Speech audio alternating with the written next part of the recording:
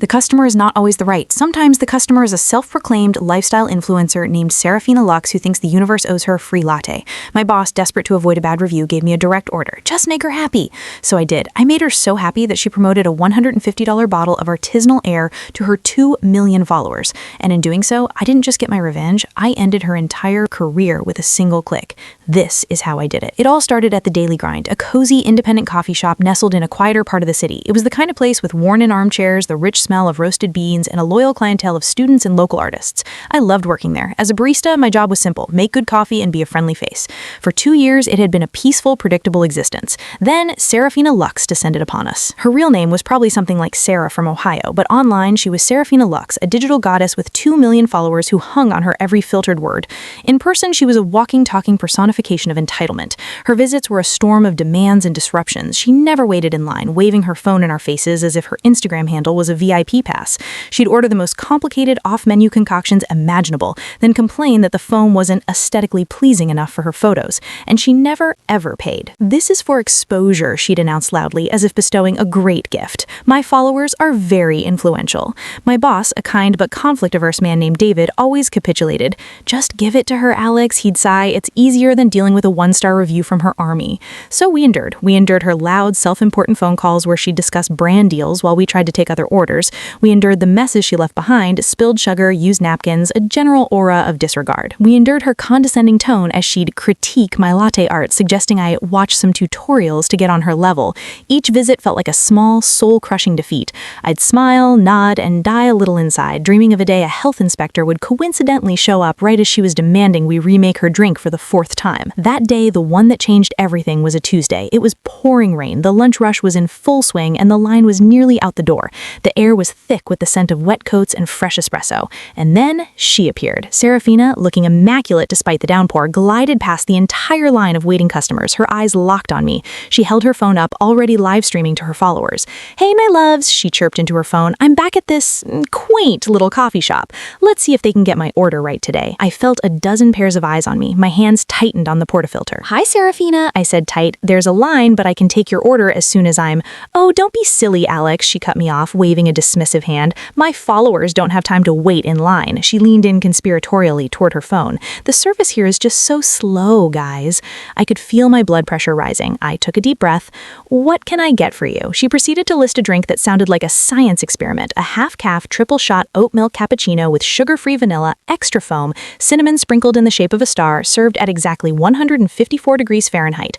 And, of course, it had to be free. And make sure it looks perfect. You know how important visuals are for my brand. This was it, the final straw. Years of suppressed frustration bubbled up inside me. Politely but firmly, I said, "That will be $7.50, Serafina. We can no longer offer complimentary items." Her perfectly curated smile vanished. Her eyes narrowed. On her live stream, she gasped dramatically. "Did you all hear that? After all the business I've brought to this place, they're trying to charge me? This barista is being incredibly rude and unaccommodating." She turned her venomous gaze back at me. "I made you. This place was nothing before I started tagging it. You should be paying me." The shop fell silent. Everyone was watching. Humiliation washed over me, hot and sharp. Before I could respond, she escalated. She grabbed a cup of coffee from the handoff counter, someone else's order, and sniffed it theatrically. "This smells burnt. It's probably poison. This is what happens when you hire incompetent people." She slammed the cup down, splashing hot coffee across the counter, and stormed out of the shop, vowing to her followers that she would never return and that they should all boycott the Daily Grind. Within an hour, the digital assault began. Our Google and Yelp pages were flooded with 1-star reviews from people who had never set foot in our city, let alone our shop. They called me abusive, unprofessional, and a disgrace. Our Instagram page was spammed with snake emojis. My boss called me into his office, his face pale. "Alex, look at this," he said, pointing to the screen. "Our rating has dropped from 4.8 to 2.1 in an hour. I'm getting calls from reporters." He looked at me, his eyes filled with panic. "I know it wasn't your fault, but she has 2 million followers. I have to protect my business." He gave me a final written warning. One more complaint and I was fired. I walked home in the rain, feeling utterly defeated. I had been publicly humiliated, my job was on the line, and a liar was being celebrated as a victim. I could quit, but that would mean letting her win. No, I wasn't going to let that happen. She had built her career on influence. It was time to use that influence against her. That night, sitting at my kitchen table, a plan began to form. It was petty, it was malicious, and it was perfect. The core of Serafina's brand was a carefully constructed illusion of authenticity and luxury. She peddled face creams with ancient ingredients and activewear made from ethically ethically sourced unicorn tears. Her followers bought it all, literally and figuratively. She didn't sell products, she sold a feeling, an empty, expensive feeling. My plan was to give her the emptiest, most expensive product of all. I called my friend Liam, a freelance web developer with a healthy disdain for influencer culture. When I explained the situation, he didn't just agree to help, he was ecstatic. He said, "We're going to build a Trojan horse, and she's going to wheel it right through her front door." For the next week, we worked tirelessly. We created a fake luxury brand called Aurasphere. The name was just the right amount of meaningless and spiritual sounding. Liam designed a stunning, minimalist website with ethereal graphics and flowing fonts. The color palette was all muted earth tones and gold accents. It looked expensive. It looked exclusive. Now, we needed a product. It had to be something so utterly absurd that any sane person would immediately recognize it as a joke. But it also had to be packaged in a language of wellness and luxury that Serafina's audience would swallow without question. We settled on the perfect product: hydro-harmonized artisanal air. It was, quite literally, air in a bottle. The website's copy was a masterpiece of pseudo-scientific nonsense. We wrote about how our air was wild harvested from a remote mountain peak, then infused with negative ions through a patented hydro-harmonization process to purify your personal energy field and promote cellular alignment.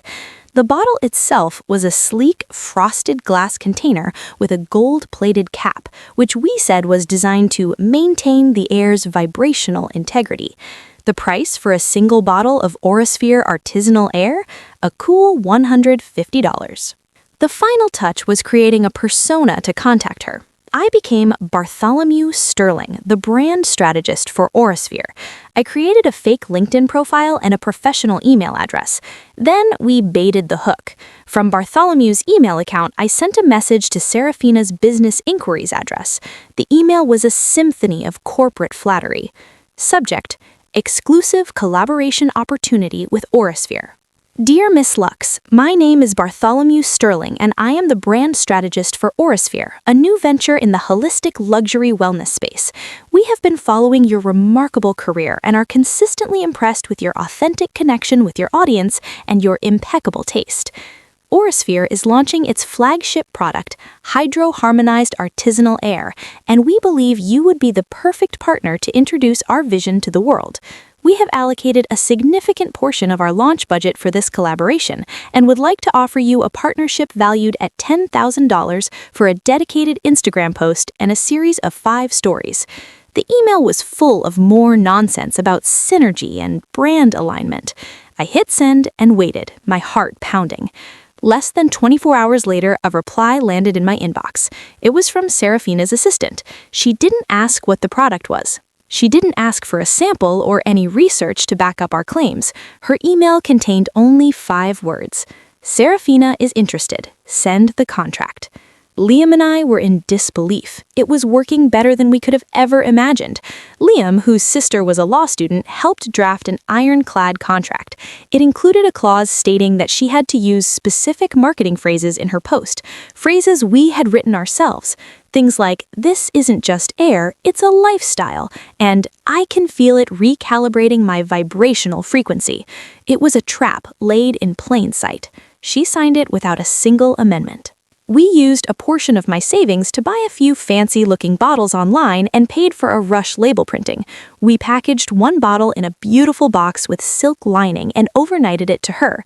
The $10,000 from a temporary bank account Liam set up was transferred to her agent. The day her post was scheduled to go live, I was a nervous wreck. I took the day off from work. Liam came over and we sat in my living room, laptops open, staring at her Instagram profile and refreshing the Aurasphere website, which was ready for its grand transformation. At exactly 2 p.m., it happened. A new post appeared on her feed. It was a photo of her, looking serene and angelic, holding our bottle of air like it was a sacred relic. The caption was everything we had dreamed of and more. Feeling so purified and centered thanks to Aurasphere's hydro-harmonized artisanal air. Shadow banned in regulation.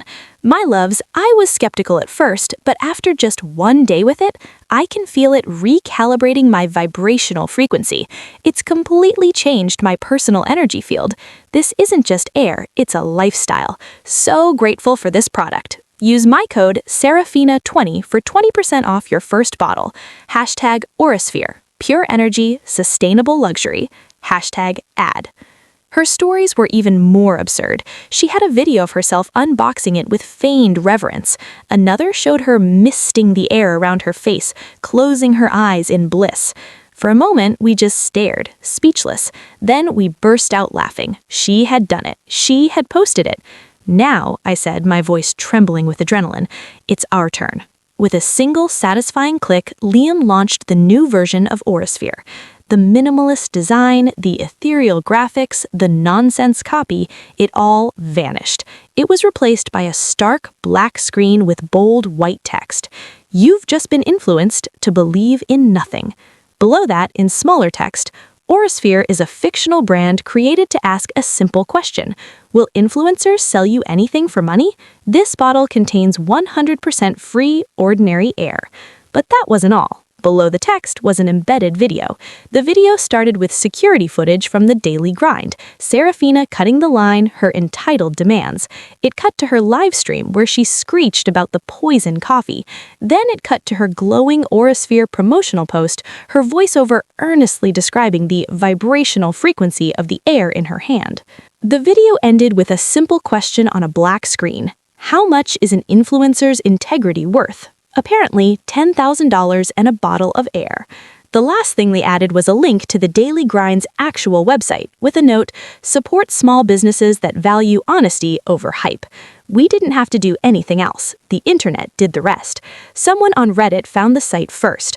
A post on r/pro-revenge titled, I got revenge on an influencer by getting her to promote a bottle of air shot to the front page. From there, it exploded. The hashtag #airheadinfluencer started trending on Twitter. Major news outlets and commentary YouTubers picked up the story. Serafina's post was flooded with comments. Her followers, who had just minutes before been asking where they could buy the artisanal air, now were savaging her. They felt conned, embarrassed, and betrayed. I can't believe I ever trusted you. You are the definition of a fraud. Did you even ask what was in the bottle? LOL. She deleted the post within an hour, but it was too late. The screenshots and screen recordings were everywhere. The fallout was swift and brutal. The high-end beauty brand she was the face of publicly terminated her contract, citing a breach of their authenticity clause. Other brands followed suit. Her follower count, which had been her source of power, began to plummet, first by the thousands, then by the hundreds of thousands. She eventually posted a tearful apology video claiming she had been deceived and was the real victim. No one bought it. The video was ratioed into oblivion. Her career wasn't just damaged, it was obliterated. Back at the Daily Grind, things were a little different. We were inundated with support. Customers came in from all over the city, leaving huge tips and telling me I was a hero. Our online ratings soared back up, flooded with 5-star reviews praising our coffee and our zero tolerance for Karens. David, my boss, called me into his office. He apologized profusely, gave me a raise, and promoted me to store manager. A week later, I was sitting in one of the comfy armchairs before the morning rush, sipping on a perfectly made latte. The shop was quiet, the air smelled of coffee and justice, and my phone was blissfully free of any drama. Serafina Lux had vanished from the internet. She had built a castle on a foundation of lies, and I simply offered her a bottle of the air it was built on. She took it, and the whole thing came crashing down.